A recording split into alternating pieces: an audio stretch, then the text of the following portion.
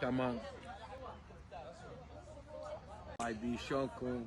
شوفوا اليوم طلعت من بيت، تاخرت انا، طلعت هسه من الشغل، جيت اختي كانت مسويه هم قاعده يعني عازمه الجميع، فانا هسه جيت راسا من الشغل هي جابت لي الاكل، راح اقعد اكل، مسويه منابير وكبه وهوسه مسويتها خطيه، فخلي نذوق الاكل مالتها.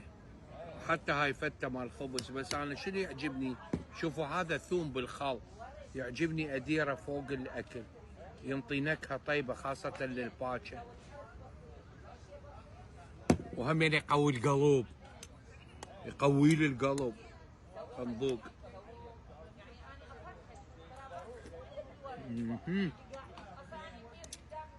طيب الحديقة حلوة. الحديقة حلوة طبعا.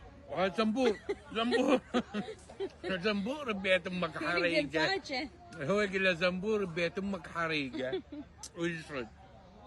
هاي المنابير طيبة.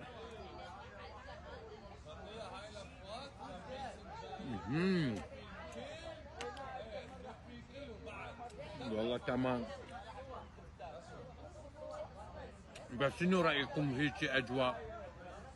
واحد يقعد بهيك جو وياكل طبيعة، حتى يجي وسخت هدومي همين. لا طبيعة وحلوة وهذا يتفرج. يلا نغسله. اي خلينا نذوق الزلاطة مالتها طيبة، الزلاطة بالحمص.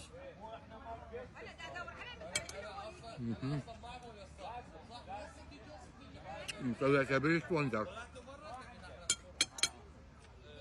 وبعد خل اوريكم شيء، بعد شنو عندها شجرة مال عرموط، خل اقوم اوريها.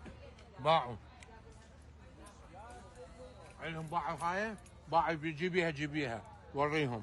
باعوا عرموط، باعوا عرموط، شجرة مال عرموط، بس هذا بعده يعني بعده ما صاير ومستوي. وهاي مال تفاح مال شنو. اي حبايبي، فخل اروح اكمل اكلي، بس ردت اوريكم الاجواء مال البيت وهذا، وشوفوا الحلاوه الخضار، واحد يكمل اكله، راحه نفسيه الاكل بهيك اجواء. احبكم هوايه، واشوفكم بفيديو جديد واكله جديده من منو؟ أم من سيف. ام سيف. احبكم. اقطع.